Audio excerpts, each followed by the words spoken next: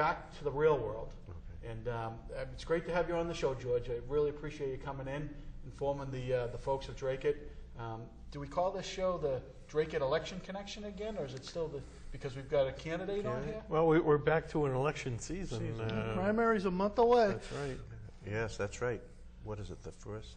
It's the 6th or the something? 6th. It's actually Thursday after Labor Day. Thursday after Labor Day. And we have 3 Republican primaries this year. Wow, wow. Whoa. Before we get started with questions, let's George, you want to take an opportunity to address the voters and tell them a little bit about yourself and your plans and things like that? Yeah, I've lived in Dracut 10 years. I'm originally from Somerville. I've been married for 25 years. I have 2 sons. One attended the Voc, one went to Dracut High School. Right now they're both at UMass Lowell. I work at Boston University, so since I've been working there, I went to school nights. I got a bachelor's in history and English. I've got a master's degree in city planning. When I lived in Somerville, I worked for, I was a board member that helped set up a nonprofit housing corporation that worked to purchase a 500-unit apartment building for $25 million. We set it up as a tenant-run community, and 20 years later, it's still a tenant-run community. I'm active in my union at BU. I'm on the grievance committee. I've been on the bargaining committee for the last couple of contracts we've had. Lifelong Republican, turned 18, went to register to vote in Somerville as a Republican, and the clerk didn't believe me. Thought I'd made a mistake on my registration form and handed it back to me. But the reason I'm running, and I ran last time, because the state really needs a change in direction. I think the state government spends too much money. I think that they overregulate things. I also just think that the way the legislature operates, it's really just what the Speaker of the House and the President of the Senate want. Everything is done back room at the last minute. For example, this is the calendar for the last day of the session last week. It's 56 pages long. It contains 286 bills. They were in session for a little over 13 hours. So if they met for the entire time without taking any break for breakfast and for lunch and dinner, that would be an average of 2 minutes and 45 seconds on each bill. And actually, this doesn't include the health care bill, which came 350 pages, came out the night before it was voted on.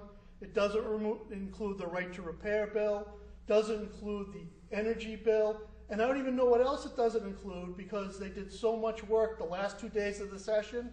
It's been a week, and the House clerk has not been able to get the journals online yet because they did so much stuff.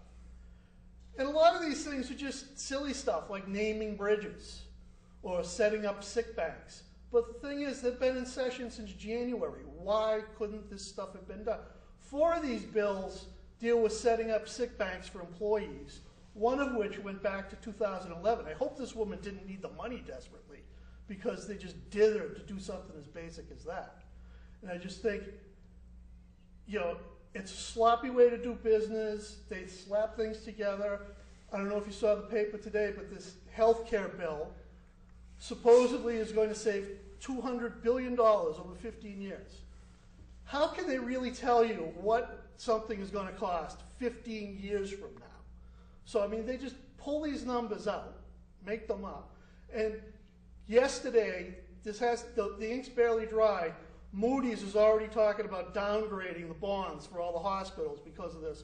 So this thing is supposed to save the money is already going to be increasing costs for hospitals. So I just think that, that the legislature just needs to change the way they operate. Okay. Any other things before we pepper you with questions? Well, my main issues are I want to cut the sales tax. I'd like to do it in 2 stages. Originally, I'd like to cut it to 4.5%, which is, it used to be 5. This is a little bit below that. And I'd actually like to see how that operates for a couple of years and how it affects the budget. I'd like to get down to 3%. That would make us more competitive with New Hampshire, but it would also, The other states on our border all have sales taxes between 6 and 8.5%. So if we were able to get down to 3, we'd be the low tax alternative. That would actually help increase business. You'd have people coming across the New York border to buy stuff like we, go to New Hampshire to buy stuff. I also think local aid is important. Local aid has been cut the last couple of years as a percentage of the budget. It used to be 19%, it's down to about 17%. I'd like to make it that every year as a minimum local aid is 20% of the budget, and that at least 5% is unrestricted local aid. So if that was in effect this year, there would be $1.4 billion available for more local aid for the cities and towns. That would certainly help the budget we have in Dracut with the schools and with other things. But, I'd rather see that money spent here as opposed to in Beacon Hill, where I don't think they do a very efficient job of it. I also oppose raising any taxes to bail out the MBTA. They're already talking, one of the first things they're going to take up in January after the election is bailing out the MBTA. They're talking either raising the gas tax, vehicle miles travel tax, raising tolls, things like that. They need to reform the way they operate, live within their means, and they don't need a tax increase. I have a whole bunch of other issues if you're interested. My website's Boag, VOTEBOAG.com. You can go on there. I have videos where I talk about some of my positions. I also have an issues page where I lay out other things I don't actually get in video. Well, George, I got to admit that you've done your legwork and paperwork regarding your brochures that you have, and the website and the videos. I've seen those, so you put your right foot forward and you're jumping right in. But you've come on the Dracut Connection, and we're a tough crew here, and so we'll start with my good friend here, Mr. Bill Morin, and see what Bill's got for a question for you. Okay.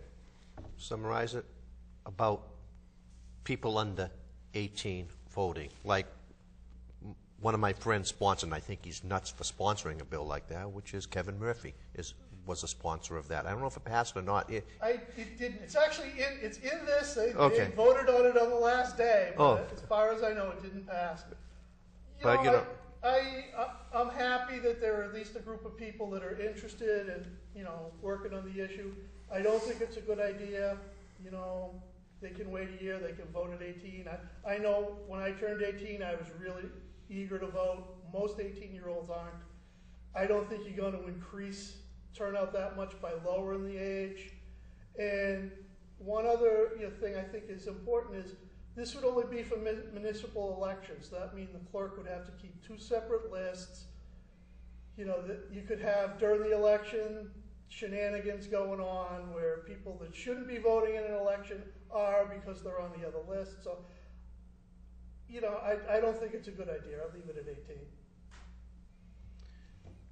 Any other questions follow up there? No, not right now. I'll let you two gentlemen handle one. One issue that came up a couple weeks ago with the Senate was during the budget. There was a budget bill that was going through. Somebody actually snuck in raising or expanding the bottle bill. And I know that was supposed to go back to the House. I'm not sure if it had. To be honest, I hadn't heard about it. It got thrown out in the conference committee. Actually, this is an interesting issue. First off, I don't like the bottle bill we have now. I'd like to go to curbside recycling, so I certainly don't want to expand it. If you look at it, 1/3 of all things that are already covered aren't returned. So to me, this is just a way for the state to reach in and grab that extra money. I oppose it on that principle, and again, I don't know about you guys, I get aggravated when I have to take my bag of empty cans back to Market Basket, stuff them in the machine. Half the time it doesn't work.